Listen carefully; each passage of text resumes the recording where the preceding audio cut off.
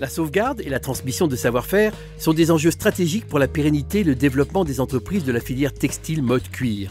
Ils concernent plus de 8000 entreprises, parmi lesquelles 93% ont moins de 50 salariés.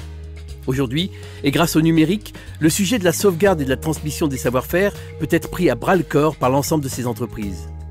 C'est l'objet de l'engagement de développement de l'emploi et des compétences, ou EDEC, signé par les branches, l'État et son OPCO, afin de tester les possibilités de sauvegarde et de transmission des savoir-faire à l'aide du digital. Cette expérimentation a démontré que grâce à une méthodologie adaptée et à des outils numériques à la portée de tous, il est possible d'effectuer une conservation numérique de savoir-faire innovants, de prévenir la perte de savoir-faire rares et enfin de transmettre et de valoriser les savoir-faire et la culture maison auprès de ses clients, mais aussi auprès de ses propres salariés. Depuis 1972, nous sommes fabricants de prêt-à-porter de luxe. Sans aucun doute, ce qui nous a permis d'avoir cette longévité-là, c'est notre capacité de transmettre et notre capacité d'adaptation.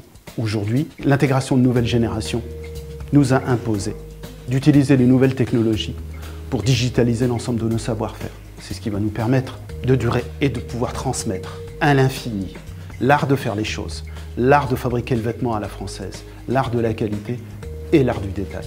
Pour mettre en place une politique de sauvegarde et de transmission de savoir-faire efficace, il est primordial que l'impulsion vienne du dirigeant. C'est un projet d'entreprise qui nécessite l'engagement de l'ensemble des collaborateurs. Qu'ils soient proches de la retraite ou nouveaux arrivants, tous doivent être impliqués et partager une compréhension commune des enjeux pour l'entreprise. Nous avons mis en place un projet de sauvegarde des savoir-faire spécifiques. Ce projet nous a permis la réalisation d'un catalogue numérique des savoir-faire avancés, consultable sur tablette, accessible à tous. Il nous facilite grandement le développement des compétences de nos salariés. Dans le cadre de ce projet, j'ai pu acquérir de nouvelles compétences grâce à une base de données composée d'images, de vidéos et de PowerPoint. Cette formation m'a appris à mettre en place un projet de transmission des savoir-faire. Désormais, je suis capable d'animer des séquences de transmission, d'intégrer le digital au parcours de formation et de transmission. Je peux aussi évaluer les résultats de la transmission et j'enrichis la base de données des savoir-faire de l'entreprise. Suite à cette expérimentation, 2 certificats de compétences professionnelles interbranches sont créés. Un CCPI de sauvegarde interne de savoir-faire grâce aux solutions digitales et un CCPI de transmission interne de savoir-faire grâce aux solutions digitales.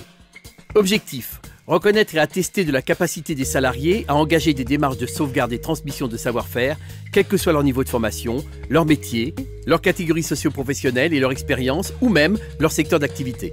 Ces CCPI s'inscrivent dans une démarche de reconnaissance de l'excellence des savoir-faire français. C'est pourquoi ils facilitent l'accès au label des entreprises du patrimoine vivant. Le PV est très important pour nos entreprises parce qu'il est une reconnaissance d'état de nos savoir-faire et de nos métiers d'art.